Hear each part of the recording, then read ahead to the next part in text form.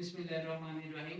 मेरा नाम मोहम्मद हसन यूनस है और मेरा ताल्लुक़ पाकिस्तान के सूबा पंजाब से है। और आज का जो मेरा टॉपिक है वो है फर्मी गैस मॉडल। कि फर्मी गैस मॉडल हमारे पास होता क्या है, इसकी डिस्कवरी, इसके अलावा इसको किसने डिस्कवर किया, फिर इसके बाद इसकी एक्सप्लेनेशन, ये ऑल ओवर चीज़ें और इसके अलावा इसकी एजम्पशंस, उनको आज हम लोगों ने स्टडी करना है। तो आइए चलते हैं हम लोग सबसे पहले इसके फर्मी गैस मॉडल के इंट्रोडक्शन की तरफ। जैसा कि मैंने व्हाइट बोर्ड पे इंट्रोडक्शन इसका लिखा हुआ है कि हमारे पास साइंटिस्ट था एक एनरिको फर्मी। 1927 के अंदर उसने जो है ना फर्मी गैस मॉडल को डिस्कवर किया था और इसकी एक्सप्लेनेशन दी थी, और ये एक इटालियन फिजिकिस्ट था। ऑब्वियसली बात है, जब हम किसी भी एक्सपेरिमेंट के बारे में स्टडी करते हैं तो हम लाजमी ये चीज़ कहते हैं कि भाई जो उस साइंटिस्ट का नेम होगा उसके नेम की बेस पे उस एक्सपेरिमेंट का नेम रखा जाता है। बिल्कुल ऐसे ही अगर इसकी सिंपल सी मैं एक एग्जांपल दूं तो मैं कहता हूं जैसे न्यूटन के लॉज हैं या न्यूटन के जो एक्सपेरिमेंट है वो उसके नेम की बेस पे ही रखेंगे। बिल्कुल एज इट इज इसने जो गैस मॉडल किया, जो इसने एक्सप्लेन किया, वही चीज़ उसको नाम हम लोगों ने फर्मी गैस मॉडल का नेम दे दिया। अब चलते हैं हम इसकी एक्सप्लेनेशन की तरफ। सबसे पहले जो मेरा पॉइंट यहाँ पे लिखा हुआ है ना वो ये है कि जो फर्मी गैस मॉडल था ना वो इलेक्ट्रॉन मॉडल की तरह का था, यानी बिल्कुल उसके सिमिलर था।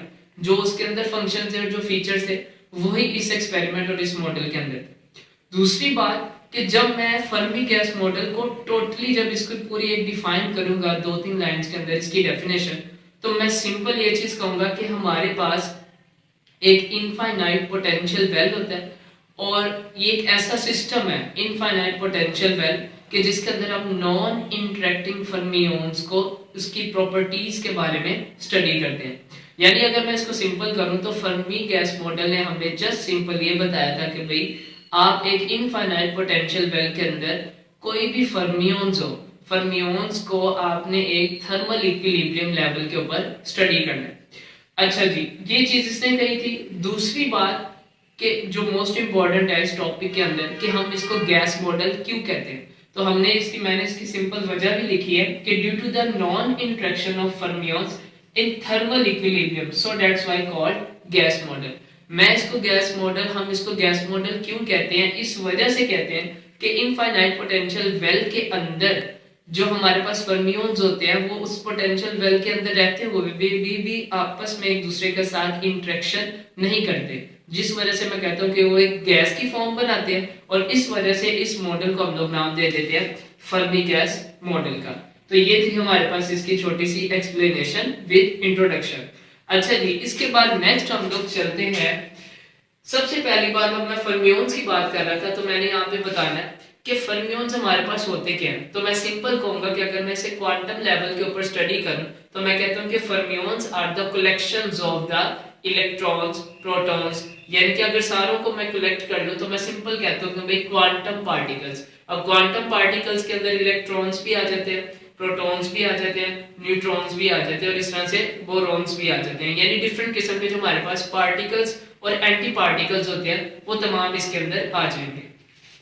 उसके बाद हम लोग जो है ना इसको स्टडी कौन से टेम्परेचर पे करेंगे। ऑब्वियसली बात है, मैंने पहले यहाँ पे वर्ड यूज किया कि थर्मल इक्विलिब्रियम की बेस पे, थर्मल इक्विलिब्रियम लेवल के ऊपर हम इसको स्टडी करेंगे। तो देखिए मैंने यहाँ पे लिखा हुआ है कि इसको 0 डिग्री सेल्सियस या 0 केल्विन टेम्परेचर के ऊपर हम लोगों ने इसको स्टडी करना है। अच्छा जी, जब मैं इस चीज की बात करूंगा ना तो इसके साथ ही मैंने एक छोटी सी डायग्राम बनाई है। डायग्राम बेसिकली क्या चीज एक्सप्लेन कर रही है कि हमारे पास डिफरेंट किस्म के एनर्जी लेवल्स हैं और हर एनर्जी लेवल पे हम लोगों ने याद रखना है कि हमारे पास दो पार्टिकल्स होंगे, ठीक है।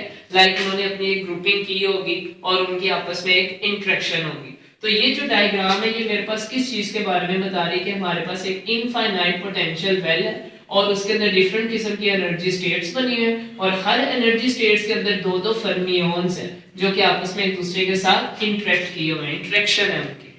उसके बाद आगे ज्यादा फर्दर मैं बताता हूँ इसके अंदर। और दूसरी जो मोस्ट इंपॉर्टेंट चीज है वो ये है इसके अंदर कि जो फर्मी गैस मॉडल है ना ये पॉली एक्सक्लूजन प्रिंसिपल को फॉलो करता है।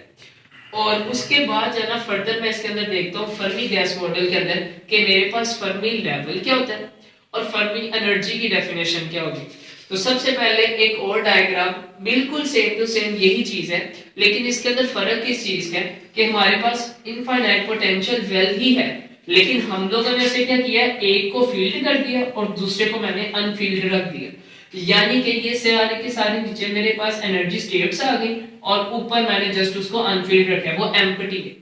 अब यहाँ पे क्या चीज है कि मेरे पास ये जो मैंने एक लाइन बोल्ड की हुई है, ये लाइन किस चीज को रिप्रेजेंट कर रही है कि मेरे पास एक ऐसा लेवल है कि इस लेवल से अगर मैं बिलो जाऊंगा तो मेरे पास सारे के सारे जो है ना वो एनर्जी स्टेट्स है वो फील्ड होंगे, लेकिन मैं अगर इससे अप जाऊंगा, अबव जाऊंगा, तो यहाँ पे मेरे पास सारे के सारे अनफील्ड हैं। इसका मतलब है वो लाइन कि जो इस लेवल को ब्रेक कर रही है, इस लेवल को मैंने नेम दे देना फर्मी लेवल का, और इसके बिल्कुल कोरेस्पॉन्डिंग के अंदर जो एनर्जी रिलीज हो रही होगी उसको मैंने नाम दे देना फर्मी एनर्जी का।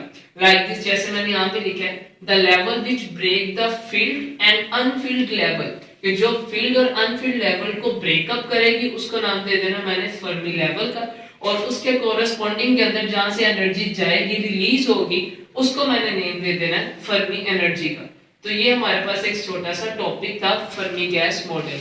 बिल्कुल एज इट इज इसी तरह अगर मैं थोड़ी सी और इसकी एजम्पशंस पे जाऊं तो इसकी थोड़ी बहुत एजम्पशंस है जिसको हम लोग क्लास में देखेंगे और स्टडी करेंगे।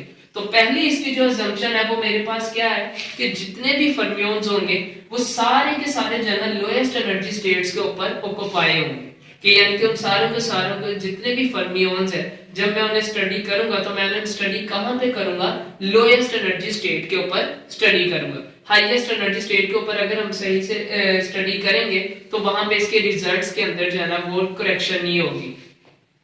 नेक्स्ट मेरे पास आती है दूसरी असम्पशन।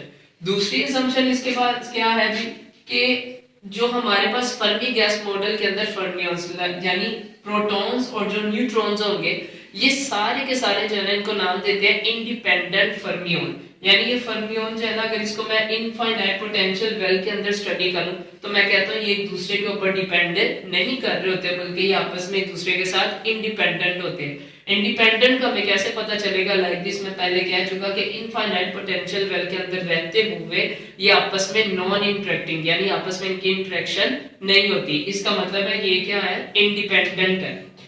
उसके बाद जरा आगे इसकी एक और असम्पशन जिसको मैं देखता हूं, लाइक यहाँ पे मैंने लिखा भी है कि common Fermi energy for the protons and neutrons is stable nuclear. Obviously बात है जब मैं प्रोटॉन्स और न्यूट्रॉन्स के फर्मी लेवल को डिस्कस करूंगा या फर्मी एनर्जी को डिस्कस करूंगा तो मैं इसको कहूंगा कि भाई इस पोटेंशियल वेल के अंदर जो है हम उसे स्टेबल रखते हैं, स्टेबल न्यूक्लियाई के अंदर रहते हुए उसको स्टडी करते हैं।